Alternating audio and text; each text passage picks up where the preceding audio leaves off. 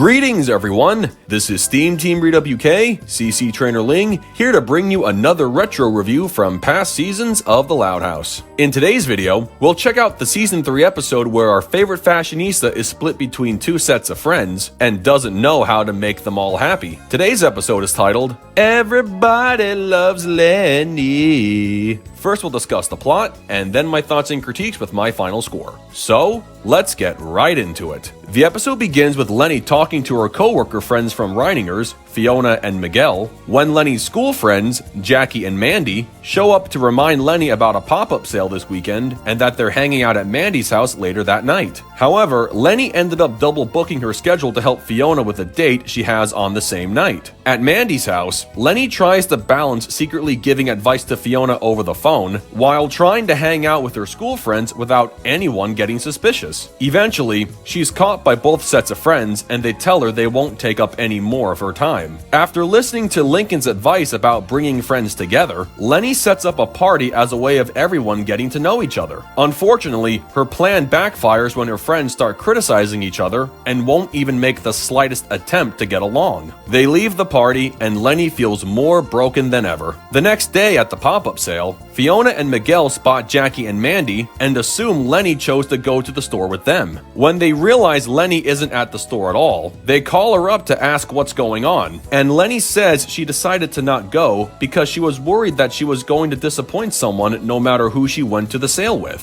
Lori and Lincoln tell Leni she needs to go over to the store and tell her friends they need to stop acting so childish. But before she makes it out the door, her friends are already there.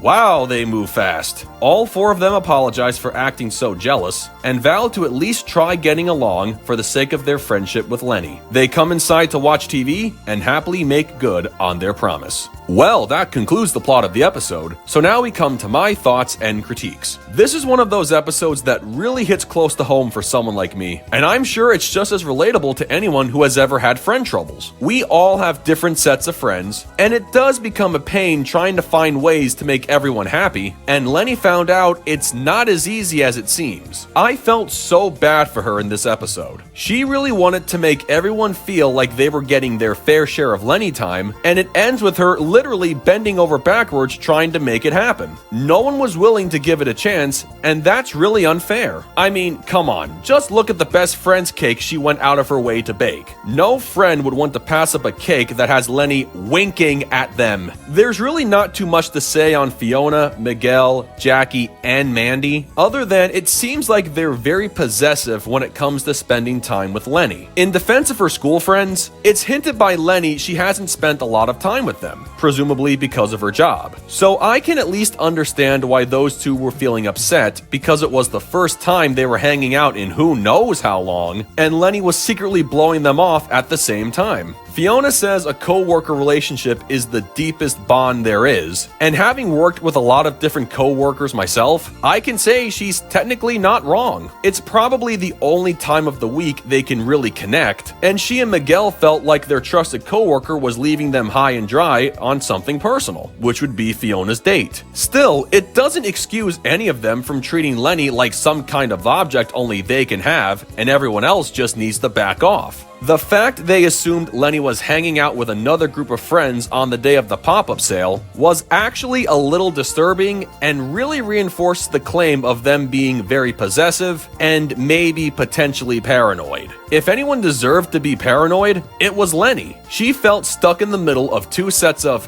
friends who couldn't even try to make some kind of friendly connection at her party, and so her only way out was to stay home and eat pudding. Everyone else may have been upset knowing they weren't with their loyal friend, but in Leni's mind, she made the only decision that wasn't going to get anyone mad at her for cheating on someone. You can't fault her for that. I'd have done the same thing. I also give credit to Lori and Lincoln for trying to help their sister through her problem, even going so far as to suggest she stop being friends with everyone unless they get over their petty feelings. It really did seem like Leni was about to end her friendships or just put them on hold, and that would have been the smartest thing to do. do. Hanging out with any one of those 4 friends would not have been worth it if some of them felt like they were getting screwed over in some way. Leni's friends thought she would make the same low-key threat and realized that they had to make peace with one another in order to save their friendship with the one person who brought them all together. In the end, Jackie and Miguel do find a shared interest in best friends forever, and Mandy thinks Pomelo is really not as bad as she thought. They just had to take the time to really get to know each other, and that's all Leni would have wanted. Overall, this episode was really good at dealing with the struggles that come with multiple friendships, and it's always great having another fantastic adventure starring Leni. It's the kind of episode that once again proves she's not as empty-headed as everyone thinks. She didn't botch the advice her siblings were giving, even if she got her words a little misconstrued, and she had good intentions the whole time, and was willing to do whatever it took to make everyone happy, including the idea of just cutting ties from her friends completely. We've all been Leni at one point, and chances are we've been one of her friends as well. Feeling cheated out of personal friend time, or simply trying to make time for everyone, it's one of those struggles we never truly overcome, but we can always try our best. With that said, I give Everybody Loves Leni a 9.7 out of 10. Well, folks, that concludes my review of Everybody Loves Leni. You can never go wrong with episodes focusing on her, and when it comes to dealing with friendships, I'll just say I prefer this kind of episode starring her, as opposed to the idea of the same episode if it were starring Lincoln, for obvious reasons. So what did you guys think of it? Love it?